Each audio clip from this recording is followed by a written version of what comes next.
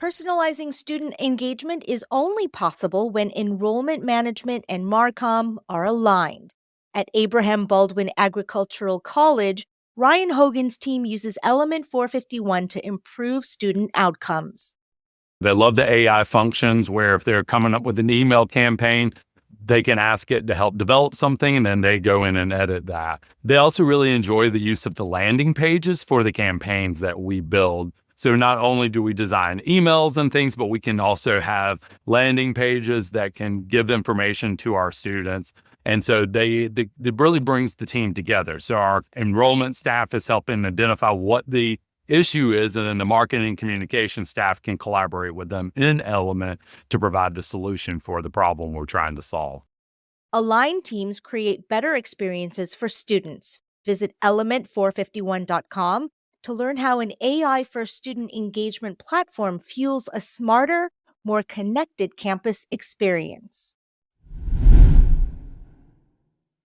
Hi, I'm a higher ed social media manager, and I have a confession. I'm fighting a cold, so please excuse my voice. But it wasn't going to stop me from talking with Alexandra Modafferi of Ramapo College. We're going to get into a recent collaboration she did and trending sounds.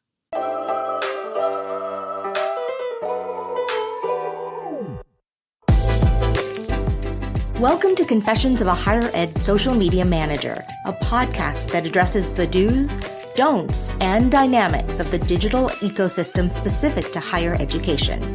I'm your host, Jenny Lee Fowler. Join me every other week for discussions with some of the best minds in higher education social media management and marketing.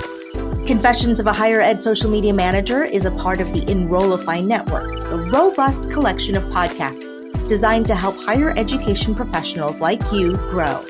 Explore our other shows at enrollify.org or check out some of my personal favorites linked in the show notes below. Enrollify is made possible by Element 451, the leading AI-powered all-in-one student engagement platform helping institutions create meaningful, personalized, and engaging interactions with students. Learn more at element451.com. Alexandra, I feel like it's been years. It's been too long. Welcome to the podcast. So happy to have you here. Thank you. I am thrilled and honored, and it's definitely been way too long. Yeah. So it's time for us to catch up. But we want the listeners to get to know you better. So, Alexandra, tell us about your role and team structure at Ramapo College. Sure. So my title has changed a bit over a few years, so I did have to make sure I'm telling you my correct title. It is currently social media and content strategist, and I am now in the Office of Communications and Public Relations. It's changed a bit over the years. I've been here for a long time. Let's just put it at that. It happens. It happens. Yeah. When I tell people that, they're always like, "Oh, wait, I didn't know that." Yeah, I know. Word gets around slowly. So I'm on the team with my director of communications and public relations, and we're actually hopefully getting one more person to join the team to make us a little bit more robust soon. So I don't have much info on that, but I am excited to see who it is. Yeah, I'm excited for you. Is this person going to be reporting to you? No, but we will probably collaborate on things. Great. And they definitely will help me take certain things where maybe I would have to do some following up for certain stuff.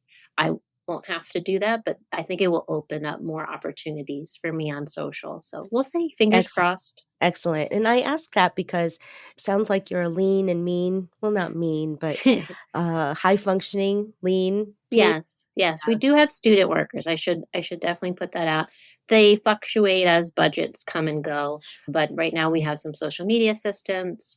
I literally just reconnected with someone I have now hired as a photography intern. Awesome. And I also have graphic design interns as well.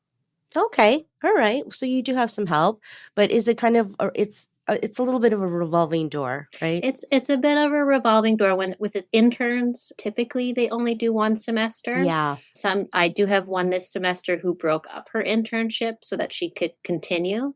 Oh. So she doesn't do as many hours as the last one, but she's here and I don't have to restart and retrain and stuff like that. So that's really nice. Yeah, that's makes a huge difference. But Yeah. honestly, a lot of us, where would we be without our interns, Oh, right? I would be at a total loss. I Yeah. really would. I feel you. I feel you. So, Alexandra, a recent collaboration you did with Montclair State University caught my attention.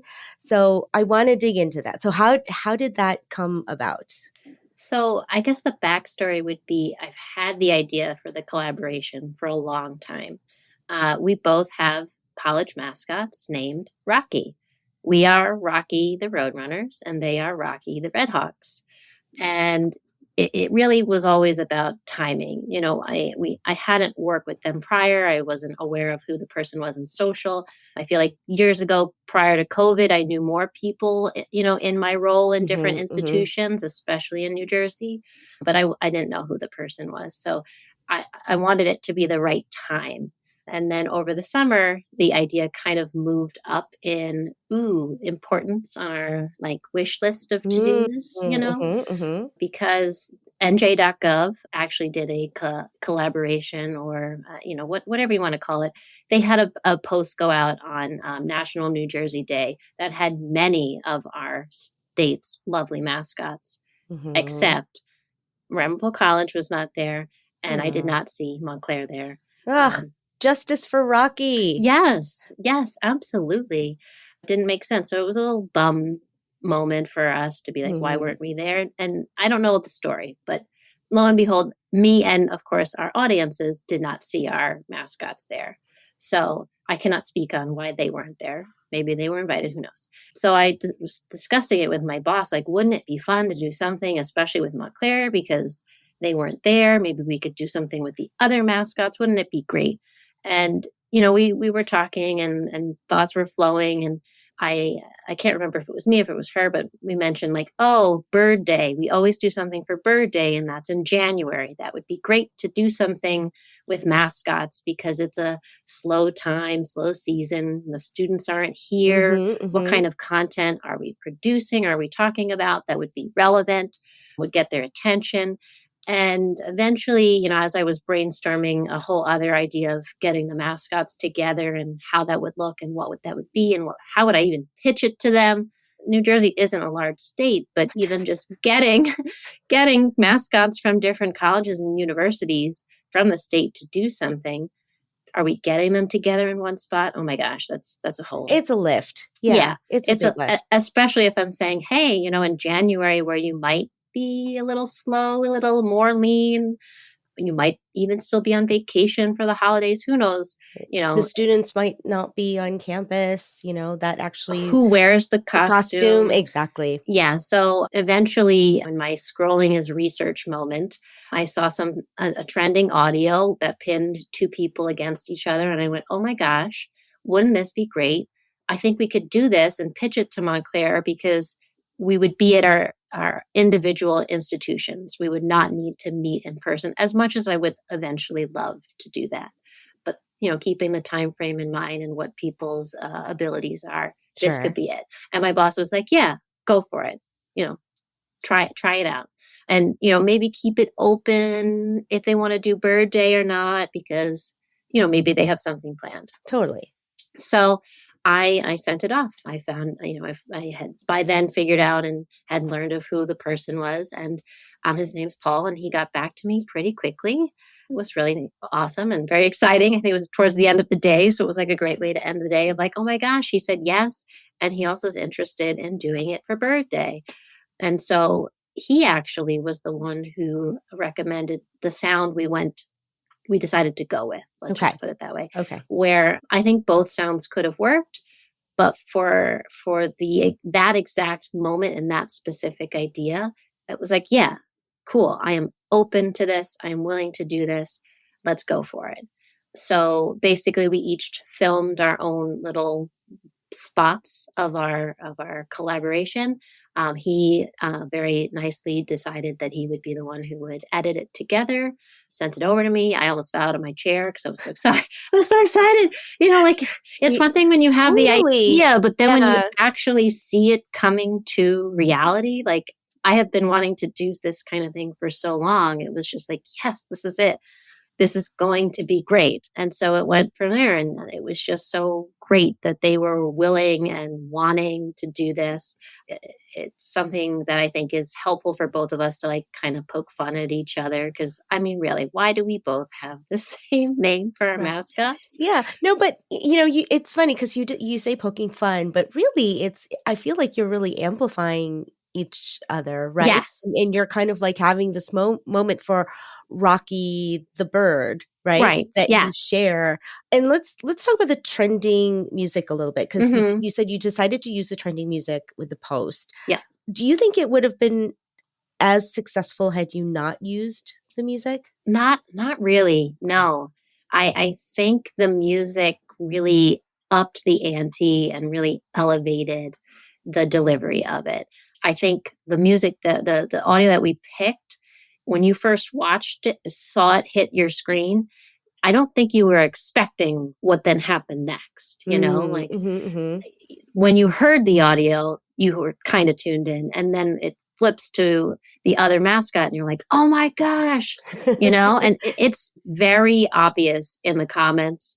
It's very obvious in the comments from especially what I recognized our students. I do know a lot of our students, and I recognize their usernames. So it was really exciting to see, and just the wow. They were not expecting this. It was our first post of the new year. So it was just like, oh, you're starting 2025 on this note, Ramapo and Montclair? Hey, you know what? Nothing wrong with starting off with a bang. Yeah. So it was that moment of like unexpected surprise and delight. Exactly. And that is what I wanted to say. This was a moment to surprise, delight, wow our audiences. And I definitely think that's part of why they said yes. It was not something where we were being mean to each other or catty. Oh, yeah, no. I do feel like in this era of social media, I am seeing a lot more friendly interactions between institutions, universities, colleges. We have a college on TikTok that follows us that they just say some of the nicest things sometimes. And I'm like, I don't even know why you're following us, but I love it. Yeah. I just feel like in general, yes, there are those rivalries and you do see them when they do it and they do it well. But I feel like in general, we're more open to like, actually, I don't even know what you would want to say. Like actually, good vibes. I think good vibes. I think we're all needing some good vibes and wanting to put good vibes out there. So that's awesome. But the sound, yes, let's dig into that a little bit because like there are some folks that are, I wouldn't say afraid, but nervous about using trending sound. So how do you make sure, that a song or a sound is copyright safe or royalty free? For me, the biggest sign would be if we're allowed to use it or not. In terms of copyright and royalty free. If we're using a trending sound, I usually test to see if we're able to use it. We do have a form of a business account. We are meta verified. And so there are limits. So usually if you're using that specific account, you can, go to the audio and try to use it. Sometimes it doesn't even show you the option and immediately like that's Right. no, it's So, not happening. Yeah. Other times you'll get a notification when you press to use it where it will say something like this audio is not available for use. And it's like, oh, okay. Yeah. So because business accounts, they sort of separate the sound library, right? So just by having a business account, it'll only give you access technically to sound that you can use. So that's what you're seeing by when it's flagging, like you can't use the sound, it's because you have a business account. Right. Okay. And that's usually, let's say a student of mine will say, oh, like this, we should use this song. Maybe an example would be we were doing a student's dorm room tour and they were like, ooh, we really like this music. And I'll say, oh, I can't find it. Can you send the audio to me? And they can send it. There's a way to actually send through Instagram the link, or you can even copy the link and you can email it. And, I will most of the time have to say to them, sorry, but we don't have the ability. It's not something that we can use because of our account. there are surprises sometimes. Mhm. And I have found, and I don't know if this is new or if this is just something I've noticed, but Instagram has recently changed when you're looking at an audio to find an audio or to pair an audio with a reel. The structure of I guess you want to say the user experience of how you add the audio. I've noticed that they now have a trending tab, which is phenomenal because that used to be you'd have to do a little bit of digging and Mhm, weird mhm. searching and scrolling and tapping. It's right there for you. I have found that, at least for the ones that I've looked at, we can use those. I don't know if it would be the same if we found them a different way. I don't know if there's a certain path you have Ah, to take okay. or if it's because it's in the trending thing, it works. Now, I don't look at all of the songs. There are many reasons to not look at them, but very recently, I noticed a major name in the trending thing, and I went to add it, and I didn't get the notification, and I went, Okay. "Oh." I didn't use it because I was nervous that Instagram would suddenly wake up and be like, "Wait a minute, you can't do that." Okay. So you're still, using your judgment, Using err on judgment. the side of Yeah. caution. Yeah. When there is something that we do want to use and maybe we can't use, let's say the audio, the original audio, I have found that sometimes we can find original audio versions on Instagram that we're able to use. And that's I could talk about that for a long time of how we do it. Usually it's myself or a student searching for it. Sometimes I'll search for, a minute and I find it.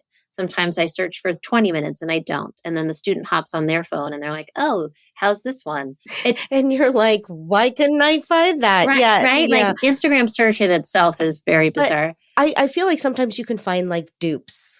Like Dupes, yeah, yeah. if it's not exactly a certain song, like we might for us, like Talk Like a Pirate Day is a big, Yes, I love day. And that. yeah, and we'll just do something like pirate themed song, Hmm. so it's not like the Pirates of Caribbean song, Caribbean, but right. yeah, but or is it Caribbean? Anyway, anyhow, but it sounds like it, but it's that royalty free kind of like feel of that song that you can And use. Yeah. sometimes if we don't use, if we're not doing something that requires original audio because maybe it's not following a certain trend or whatever, we have also used student music. And we're trying to expand that where it's Oh, I love something that. that a student has made on their own. They have, however they do it, whether they play the piano or they do something on a computer, which I don't understand, but in the end, I'm like, "Ooh, that's nice." We've done that. And then we rename the audio so that they get credit. We tag them and put them in the caption so that they get credit. We are trying to think if there are ways that a student who, of course, has the ability and, is that gifted to play certain well-known songs, Mhm. just again to showcase their talent. We do have a really good music school here. I think that's so much fun. It's just about connecting with the students. I had 2 or 3 male students in the past who would make stuff for us. They have since graduated. So Well, then I it's love filling the that. pipeline. Oh my Yes. gosh, that's a great way to tap into the students' creativity and Hmm. content. That's awesome. Yeah, I just realized maybe we should sort of take a step back and explain like trending sounds in Yeah. general. And it's usually or do you want to go ahead and yeah. Sure. So, example for what we used was the "Hi, I am Danny, I am Drew, and we are not the same." It's something that, depending on your age group, you either know what it's from or you can just recognize, like, "Oh, this is a trending audio," because people are starting to make videos doing a certain thing with it. And it's the same sound, It's like the same over and sound. over again. Right. And it usually sort of sometimes doesn't have to do anything with the original like content that was made, right? And so a lot of times it's like I feel like these things like start in TikTok a lot. There's like a TikTok that someone created and then someone thought, "Oh, I'm going to use that sound, their sound for something different." And not and then it just sort of becomes Right. a trend, right? Or Yes. almost a meme. It's Yeah, like a almost a meme. meme. There's definitely the trending audio, and then sometimes there's the trending storyline, I guess, of a video. Right? Yep. It could be that you're like the people who we did it were like, you're a road runner when you do this with Y and Z. And then everyone was doing, "Oh, well, you're an RA if you do this Y and Z," Right, like right. Yep. um that you were born in, you're a millennial if you do X, Y, and Yes. Z. So that doesn't, you don't have to, those are great because you don't have to find the audio. Yeah, you can just do it. You can just do it.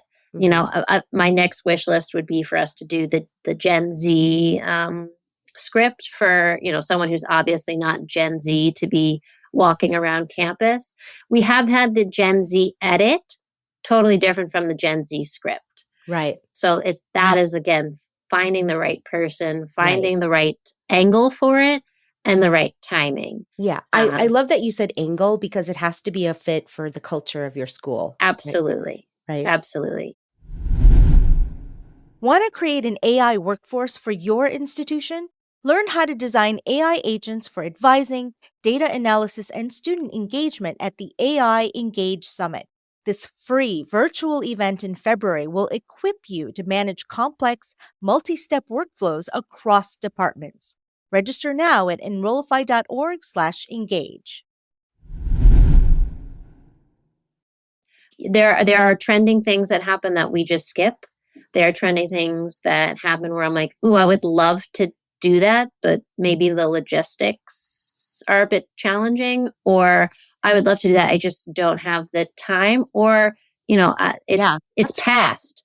You've missed your chance. And there's definitely some that we've wanted to do. It's just we've missed the opportunity for one way or another. And to me, it's always, it would have been cool if we could, but no one dies if we don't. Yeah. No one's sitting there waiting. I think like it's worse to be late on a trend than not to do a trend. Just don't do it. Just don't do it. Yeah. But okay, so circling back on your collaboration, so what are your recommendations for people to, wanting to try something similar for the first time? Like what would you recommend to them? I mean, one, timing, like you really want to get the timing right. Again, if it's past, don't do it.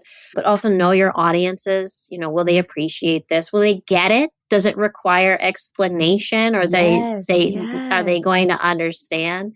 I'm sure every campus has their own campus lingo. You might not want to do a collab on campus lingo unless for some reason it plays well with others.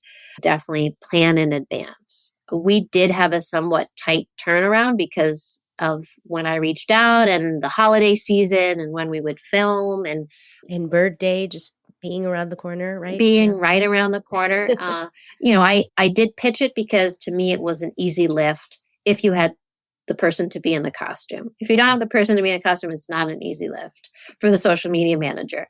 But if you have it, cool, you should be good to go. Determine how you're going to share the files. Is it something that there's going to be multiple people? Is it just you and one other person? How are you sharing those files? We have the Google University email, whatever. I don't have permissions to share outside of my organization, my .edu. So there are people in my institution who do have that. However, found that just because they share it and play nice with the other university does not mean that when I upload, the other university will see it. So I actually don't even know how Paul ended up getting the files, because I eventually was like, I'll just share it to you because you gave me your Gmail. I'll share it to you from my Gmail. So determine it beforehand. To me, it was like, oh, you got it. Cool. I don't need to know how. You got it. Great. Definitely determine, who's posting in advance. Obviously, you're wanting them to add you as a collab. Make sure that's 100% certain. Yeah. What's the caption? What's the posting time? Is there anything that you need to do on your end once it is posted? Come up with your game day plan beforehand. I think all of that ensures a little less stress and a lot more of like, oh, that was fun to do. Let's do it again. And we're definitely down for more collabs, just with the timing and making sure that it's a good fit. But this was more like, oh, we did it. We can do this again. Right? Yeah, because you've opened that path of communication. But, I would also say just call the other find out who the other person is. Absolutely. That you want to and just ask them, right? Yep. And it just go for it. Like if you have an idea, and you know your stuff, like I don't see why they would say no. Or if they do say no, perhaps they're saying no because of the timing and it's opened the door. I think we got really lucky. We did do a collab many, many years ago on Twitter with another institution, and we didn't do it exactly correct. It did not go the way we wanted, but it was a learning lesson, for that of like. Can you just maybe share like one or two of the big lessons you learned from that experience? Know how the platform is. Twitter at that time was a totally different thing. Fair. Okay. if you're tweeting on your own account, maybe don't reply. If you're doing a collab or, I don't even know what you would want to call it, like a Twitter war. Okay. It's kind of old and past, but yeah. I think we replied to each other as opposed to just posting on our own accounts. Got it. It didn't get as much reach probably and eyeballs.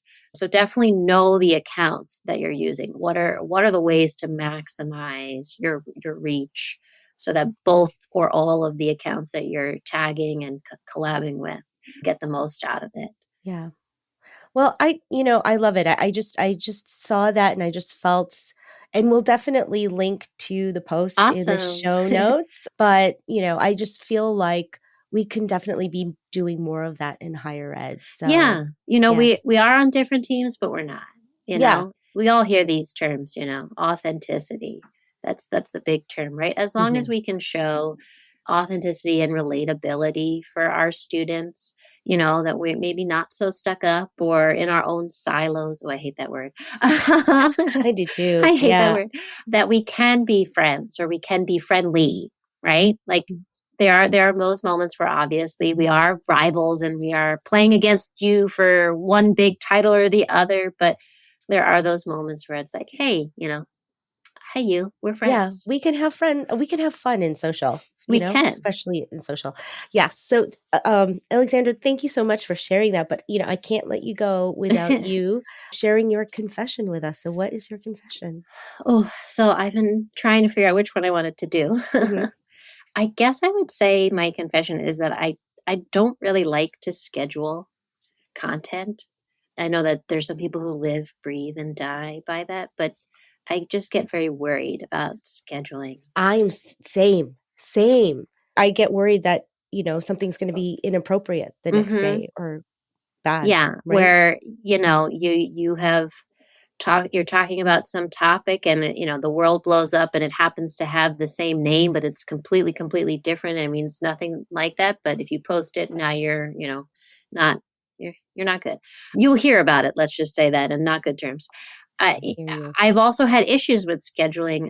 We are a smaller institution, so we don't have, fancy platforms that can do a lot of the stuff that bigger institutions have. So I do rely on scheduling within platform. Mm-hmm. However, I've had issues with that where I took a week off when I got married. Unfortunately, I got married during COVID, so that didn't really go anywhere, but I took a week off and I noticed when I came back that one of my scheduled pieces of content was just chilling in the queue. And it was like, oh, okay. And then you have the option of, would you like to post now? Yes. Oh, it's fine. It goes out. What was the problem? I just had that happen recently. I noticed it the day of, and I went, oh, it's the afternoon. I'm off today, but I'm going to sign in and see, like, why isn't this out? Oh, it's again, stuck in whatever land you want to call that. And there was the option of, do you want to post it now? Yes. Oh, it posted. Okay. It's telling me I specifically had this for the morning. Yeah. No, if that hasn't happened to all of us, oh my goodness. But, Alexandra, you should, definitely take a honeymoon or take some time to celebrate. Yeah. I mean, it's been several years now, but maybe at our 10th anniversary. We have 2 small children now, so that kind of complicates. I know, but definitely go on that honeymoon. We would love to. And thank you so much. It's been great talking to you. Thank you so much for coming on the podcast. Thank you. This has been a blast, and I'm just honored to be here.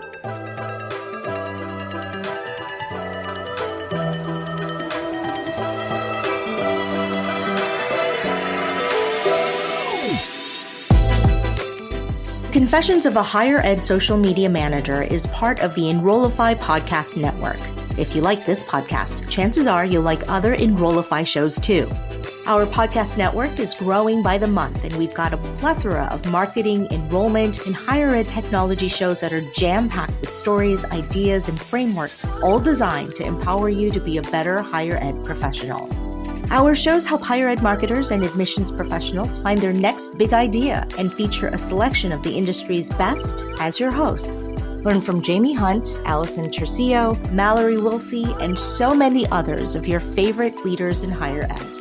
Enrollify is made possible by Element 451, the leading AI-powered all-in-one student engagement platform, helping institutions create meaningful, personalized, and engaging interactions with students. Learn more at element451.com.